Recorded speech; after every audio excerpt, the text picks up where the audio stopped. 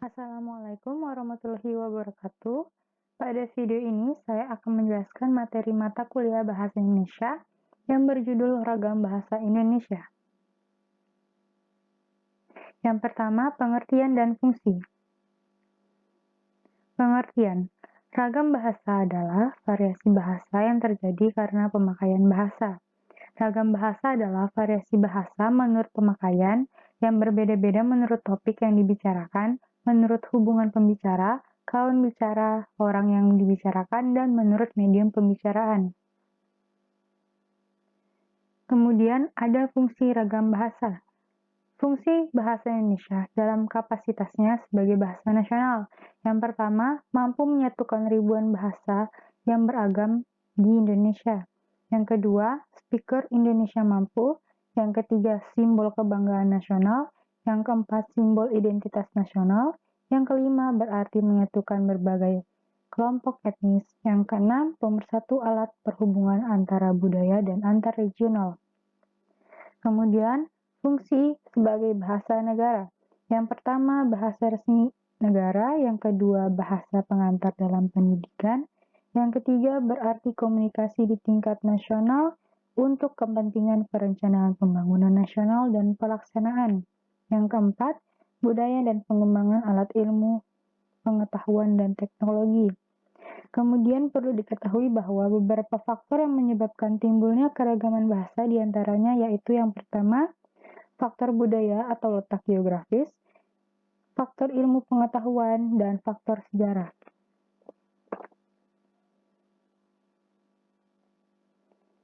Yang kedua, jenis ragam bahasa. 1.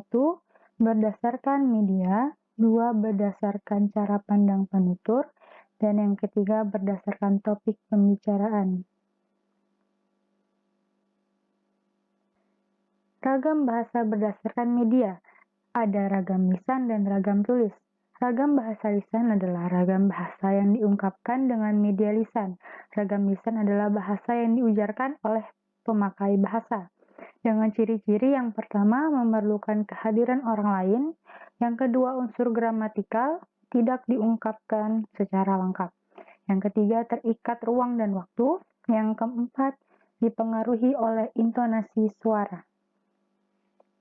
Kita dapat menemukan ragam lisan yang standar, misalnya pada saat orang berpidato atau memberi sambutan. Dalam situasi perkuliahan, ceramah, sedangkan ragam lisan non-standar, misalnya dalam percakapan antar teman, di pasar, atau dalam kesempatan non-formal lainnya. Kemudian ada ragam tulis. Ragam bahasa tulis adalah variasi bahasa yang dipergunakan dengan media tulisan dan sampai kepada sasaran secara visual. Ragam tulis adalah ragam bahasa yang ditulis atau tercetak. Ciri-cirinya yaitu yang pertama, tidak memerlukan kehadiran orang lain, yang kedua unsur gramatikal dihadirkan secara lengkap, dan yang ketiga tidak terikat oleh ruang dan waktu, dan yang terakhir dipengaruhi oleh tanda baca dan ejaan. Ragam tulis biasanya kita temukan dalam buku-buku pelajaran, teks, majalah, surat kabar. Kita juga dapat menemukan ragam tulis non-standar dalam majalah remaja, poster, atau iklan. Kemudian ada perbedaan ragam bahasa lisan dan ragam bahasa tulis. Di sini terdapat dua yang membedakan, yaitu tata bahasa dan kosakata. Pengertian kosakata adalah seperangkat aturan yang harus diikuti saat berbicara atau menulis dalam bahasa. Dengan contohnya yaitu mulai dari ragam lisan. Yang pertama, Nia sedang baca surat kabar. Yang kedua, Ari mau nulis surat. Sedangkan untuk ragam tulisnya, Nia sedang membaca surat kabar. Dan yang kedua, Ari hendak menulis surat. Sedangkan perbedaan dari kosakata, sebelumnya kosakata yaitu semua kata yang dikenal dan digunakan oleh seseorang dalam bahasa tertentu. Contoh yang pertama dari ragam lisan yaitu Aryani bilang kalau kita harus belajar. Yang kedua, kita harus bikin karya tulis. Untuk contoh dari ragam tulis, yaitu Aryani mengatakan bahwa kita harus belajar. Yang kedua, kita harus membuat karya tulis. Kemudian ada ragam baku dan tidak baku. Yang pertama, ciri ragam baku, yaitu yang pertama, tidak dipengaruhi bahasa daerah tertentu. Yang kedua, tidak dipengaruhi bahasa asing. Yang ketiga, bukan bahasa percakapan. Yang keempat, pemakaian imbuhan pada kata bersifat eksplisit. Yang kelima, pemakaian kata sesuai dengan konteks kalimat. Yang keenam, kata baku bukan kata rancu. Yang ketujuh, kata baku tidak mengandung hiperkorek. Dan yang terakhir, tidak mengandung pleonasm. Kemudian ada ciri-ciri ragam tidak baku. Yang pertama, umumnya digunakan dalam bahasa sehari-hari. Yang kedua, dipengaruhi bahasa daerah dan bahasa asing tertentu. Yang ketiga, dipengaruhi dengan perkembangan zaman. Yang keempat, bentuknya dapat berubah-ubah. Dan yang terakhir, memiliki arti yang sama, meski terlihat beda dengan bahasa baku. Kemudian ada ragam bahasa Indonesia berdasarkan cara pandang penutur. Berdasarkan cara pandang penutur, ragam bahasa Indonesia terdiri dari ragam dialek, ragam terpelajar, ragam resmi, dan ragam tidak resmi.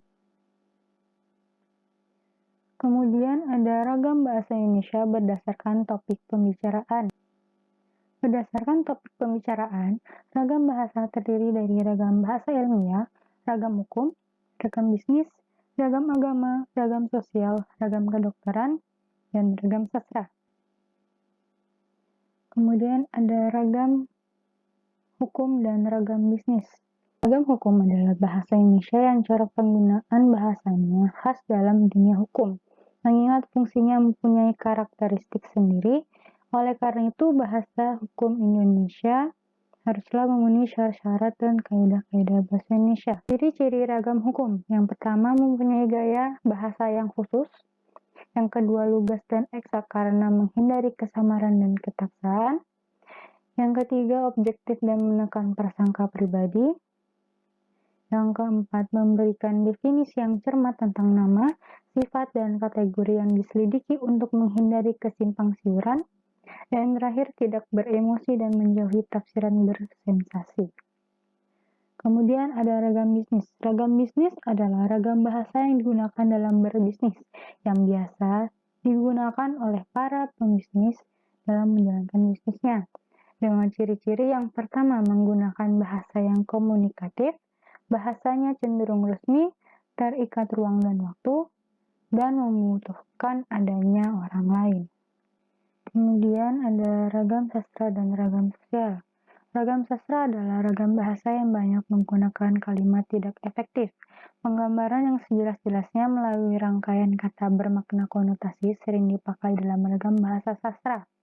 Dengan ciri-ciri yang pertama, menggunakan kalimat yang tidak efektif. Yang kedua, menggunakan kata-kata yang tidak baku. Yang ketiga, adanya rangkaian kata yang bermakna konotasi. Kemudian ada ragam sosial. Ragam sosial dapat didefinisikan sebagai ragam bahasa yang sebagian norma dan kaidahnya didasarkan atas kesepakatan bersama dalam lingkungan sosial yang lebih kecil dalam masyarakat. Ciri-ciri ragam sosial yaitu ragam sosial membedakan penggunaan bahasa berdasarkan hubungan orang, misalnya berbahasa dengan keluarga, dengan teman akrab, atau sebaya, serta tingkat status sosial orang yang menjadi lawan bicara. Ragam sosial ini juga berlaku pada ragam tulis maupun ragam lisan. Sebagai contoh, orang tidak akan sama dalam menyebut lawan bicara jika berbicara dengan teman dan orang yang punya kedudukan sosial yang lebih tinggi. Pembicara dapat menyebut kamu pada lawan bicara yang merupakan teman, tetapi tidak akan melakukan itu jika berbicara dengan orang dengan sosial yang lebih tinggi atau kepada orang tua.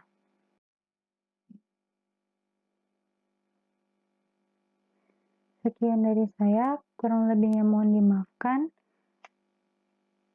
Terima kasih. Assalamualaikum warahmatullahi wabarakatuh.